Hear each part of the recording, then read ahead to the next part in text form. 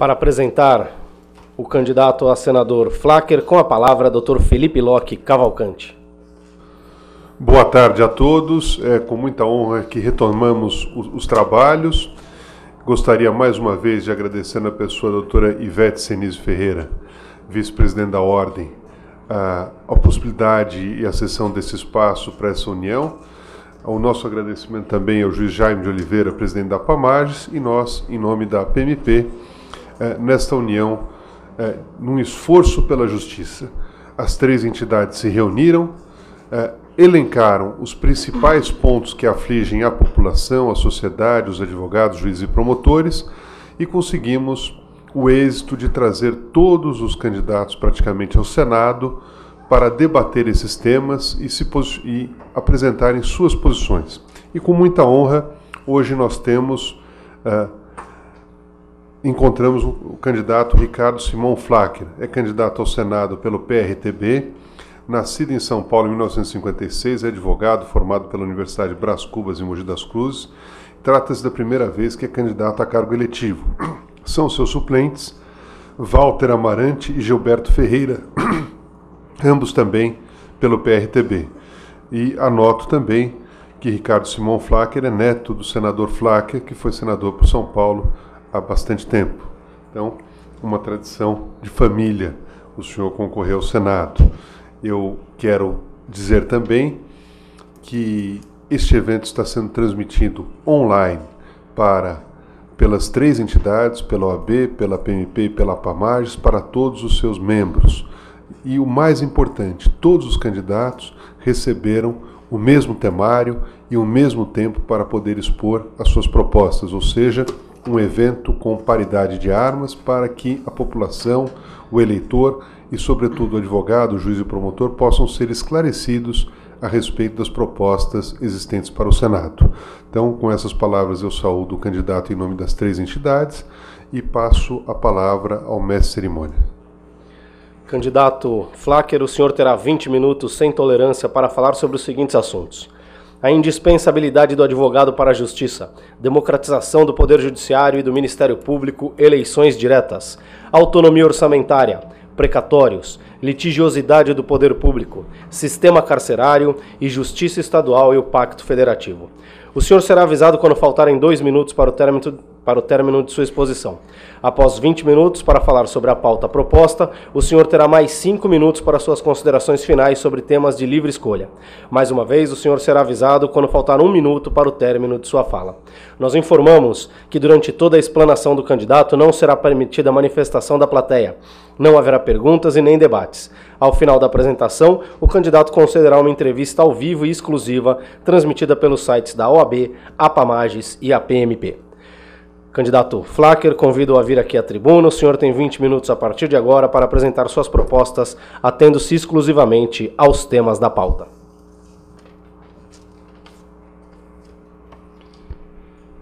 Boa tarde, senhoras e senhores, advogados, advogadas, juízes. Como o nosso amigo falou, eu nunca participei da política assim como candidato a vereador ou deputado, alguma coisa assim. Eu sou presidente do PRTB há uns 6 anos, lá por Santo André. E meu filho que participou do último pleito para a Prefeitura de Santo André, e agora, a pedido do nosso partido, pedindo que eu saísse candidato a senador. Uma pela tradição do nome, que ajuda bastante, e a nossa vontade de fazer um Brasil melhor, porque do jeito que está bem complicado. Em Santo André nós temos uma tradição muito antiga lá, parentes, senadores. Meu avô foi o senador Flachner, que foi médico, inclusive numa passagem, uma epidemia de cólera na época, acho que foi em 1932 por aí. Ele, como médico, ele vendeu propriedades da nossa família para poder arrumar dinheiro, comprar remédios, medicamentos, internação, essas coisas todas. Um pequeno relato lá sobre isso daí. Eu sou formado na Universidade de Brás Cubas desde 1984. Nunca advoguei. Só cuidando das empresas da nossa família. Vamos lá, minha gente. Um dos temas é da indispensabilidade da advocacia para a justiça. Brasil é o país que tem a maior população que sofre quando se trata do mercado de trabalho. Ainda quando criança, escutávamos os adultos falando sobre como é importante estudarmos e termos um bom futuro. Comprar carro, não passar fome, ter uma casa, entre outros benefícios. Entretanto, nossos pais estavam errados, de certa forma. Estudamos nada mais, nada menos do que as leis regem o nosso país. E muitos de nós preparamos as situações precárias. Atualmente vivemos um momento onde a advocacia encontra-se desvalorizada em tempos da antiguidade Grécia e Roma. O advogado era uma figura de extrema importância para a sociedade, pois era aquele que buscava justiça sem ter o dinheiro ou status como objetivo, sempre se opondo à tirania. Utilizando a lei como uma ferramenta de trabalho, a função do advogado é intervir para que a justiça prevaleça. Porém, hoje temos grande quantidade de pessoas que buscam cursar faculdades de direito para alcançarem os status e profissões como altos salários em carreiras públicas como magistratura. Sem o advogado não teríamos defesa, por exemplo. O advogado precisa ser valorizado e incentivado. A advocacia precisa ser valorizada e incentivada. E para isso começar, se faz necessário avaliarmos as faculdades de direito que nós temos atualmente. Até pensar em fechar algumas delas, que não possuem um grau satisfatório de qualidade. E só permitir a abertura de novas faculdades se conseguirem comprovar antes a qualidade. Entendo que muitos advogados de fato ganham pouco, até mesmo os chamados advogados do Estado, contratados pelo Estado, que prestam serviço para as pessoas que não podem pagar um advogado particular. Ganham honorários baixos e por isso pensam em concursos públicos. Vamos lá. Eu estava vendo o texto e conversei com alguns advogados amigos meus. Um dos maiores problemas é quando o advogado vai cuidar de alguém que não tem condição financeira de pagar, o Estado contrata esse advogado como advogado ativo. Só que um caso específico de um colega de vocês, que ele foi fazer, acho que uma separação. Eu não sei qual foi o valor, sei lá que era R$600, R$700 que se pagaria para a mão de obra desse advogado. E o que aconteceu? Quando ele foi receber, o juiz arbitrou assim, que deveria receber metade do valor que ele tinha oferecido do trabalho, porque tinha pouco trabalho intelectual. É esquisito isso daí. Eu acho que tem uma tabela da OAB, tem que ser cumprida essa tabela da OAB. Pouco ou muito vai do advogado aceitar, dependendo da condição financeira dele. Um dos motivos maiores que ele me pediu foi isso daí. Vamos lá, democratização do Poder Judiciário.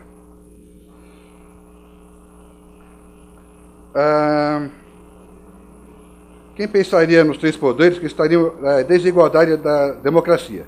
Doutores, sabemos que a Constituição assegura que vivemos um Estado democrático de direito, o que nos faz pensar em palavras como participação, liberdade e tolerância. Palavras essas que o Poder Judiciário deve sustentar. Atualmente, os cargos de direção de tribunais são exercidos pelos desembargadores ou os mais antigos da Corte. Até existem eleições, mas tratam apenas de uma mera homologação de um nome para poder homologar. E onde está a democracia nisso daí? Magistrados são agentes políticos da nossa sociedade. Portanto, a administração que os rege deve estar dentro do sistema democrático. Temos o exemplo do Ministério Público, que tem a eleição direta de seus gestores, mostrando eficiência e administração maior. Precisamos de uma gestão do Poder Judiciário que deixe de ser antidemocrática. Aproveito para explanar a minha insatisfação sobre o fato de um presidente da República escolher o ministro do Supremo Tribunal Federal. Isso é um ponto que eu sempre falo quando eu estou dando algum esclarecimento sobre o meu programa de política. Como é que pode o presidente da República eleger o ministro do Supremo Tribunal Federal que pode julgar as leis contra o próprio presidente? Isso não me entra na cabeça. Tem que ser, o ministro não pode ser indicado pelo presidente, tem que ser indicado por um órgão da OAB, do pessoal que entende de lei, para não ficar na mão de um presidente que pode forçar o ministro a mudar a forma da lei. Com relação à autonomia orçamentária, eu digo uma coisa aqui. A Justiça, ela tem, na Constituição, o artigo 2 garante a independência dos três poderes, executivo, legislativo e judiciário. O artigo 99 da Constituição, que afirma o poder judiciário, a autonomia administrativa e financeira. Os tribunais elaborarão as suas propostas orçamentárias dentro dos limites estipulados conjuntamente com os demais poderes da lei de diretrizes orçamentárias. Isso quer dizer o quê? Se o orçamento da OAB, com tudo que arrecada, dos processos, custas processuais, ficasse dentro da OAB, eu acho que daria para poder mudar muito essa falta de dinheiro que rege os problemas da nossa justiça. Em compensação, hoje o Poder Judiciário demora 4 anos, 5 anos, 8 anos para poder julgar um processo simples. Por quê? Porque falta gente. A OAB, inclusive, junto com o Poder Judiciário, fazem aqueles mutirões para poder agilizar os processos. Ainda é pouco. Precisa ter mais agentes penitenciários, mais peritos para poder acelerar esse processo. Tem gente que está presa lá e já podia estar na rua. Onde chega com a cadeia que cabe 850 presos, tem lá 1.800, 2.000 presos. Então, se pudesse pegar e agilizar esses processos, não ia ter tanta gente presa precisando de advogados. Os precatórios. Tem uma passagem aqui que fala sobre o nosso senador Eduardo Suplicy. Foi questionado a ele por que não paga os precatórios. E ele diz que o Estado não tem dinheiro para pagar os precatórios. Agora, veja bem, um cidadão comum que não paga as suas contas, os bens deles vão a leilão, para ele poder pagar as suas contas. E o Estado? Por que também não é responsável pelo dinheiro que eles têm que pagar, os precatórios? Então, precisaria pegar, do mesmo jeito que toma uma propriedade de um cidadão, porque não está pagando as suas contas, o Estado também tem que ter a mesma condição de pegar os prédios que estão aí, às vezes abandonados, vai tudo a leilão para poder pagar os precatórios. Vamos lá.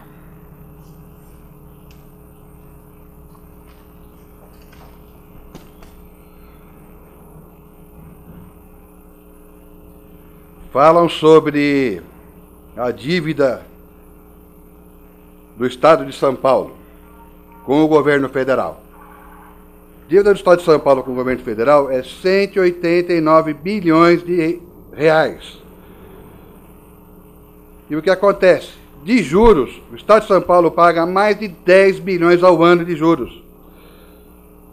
A ideia do nosso partido é voltar o Banco do Estado, para poder ter o poder legal de pegar dinheiro lá fora e pagar as dívidas aqui do governo federal, do Estado de São Paulo com o governo federal. Hoje está em torno de 12% ao mês de juros, e esse juro que poderia ser pego no exterior não chega a 2%. Então, sobraria muito dinheiro para poder pagar hospitais, pagar precatórios, um monte de coisa que poderia fazer com esse dinheiro aí, que o governo cobra 12% de juros ao mês. É uma dívida de 23 anos atrás, teria que ser corrigido, os valores são outros, e poderia sobrar com certeza muito dinheiro para pagar as dívidas do Estado de São Paulo, como hospitais e até os precatórios.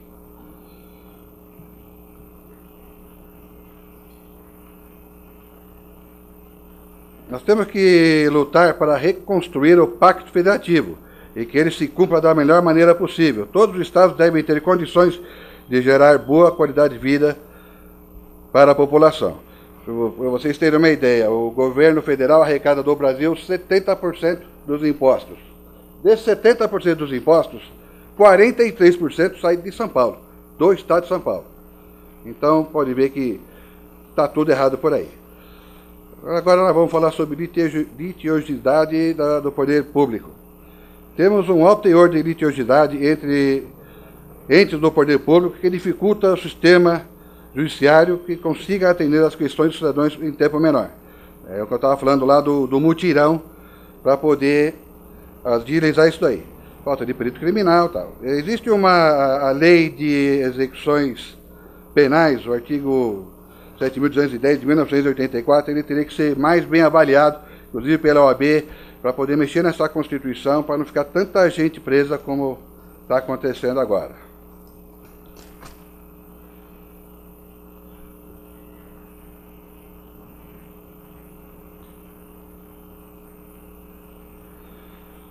Os presos devem ser tratados com humanidade. Não podemos simplesmente jogar pessoas em uma cela por um determinado período e acreditar que elas irão sair revigoradas após cumprir a sua pena.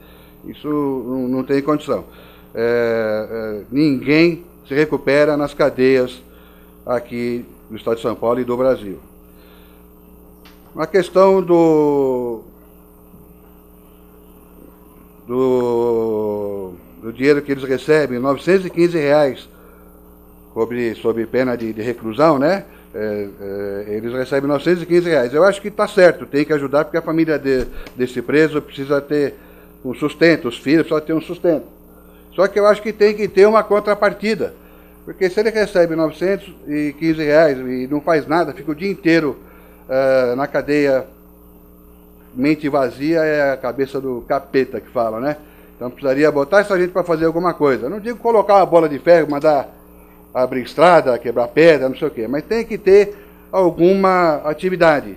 Ou plantar, fazer uma horta, ou sei lá, fazer qualquer coisa para poder ocupar o tempo ocioso deles, para poder realmente recuperar esses presos e dar uma condição digna para eles. Obviamente é muito complexo, mas esta questão, no entanto, é em pouco tempo para poder abordar isso daí. Agora, eu acho uma coisa, entrando já na autonomia orçamentária. Como se a democratização interna já não fosse um problema grande a ser resolvido no nosso Poder Judiciário, ainda temos a falta de autonomia orçamentária. A Constituição do artigo 2 garante a independência dos três poderes, Executivo, Legislativo e Judiciário. Eu já comentei isso daí. Enquanto o Poder Judiciário não tiver autonomia, não vai para frente nada nesse país. Eu acho o seguinte, um dos pontos que eu estava falando. No caso do juiz colocar um cara na cadeia, ele tem que estar munido de pelo menos alguns pontos principais. O cara rouba uma manteiga, ele vai para a cadeia por causa disso daí. Hoje em dia já está sendo mais bem trabalhado isso aí pelo juiz, já não tem tanta prisão por causa de motivos banais.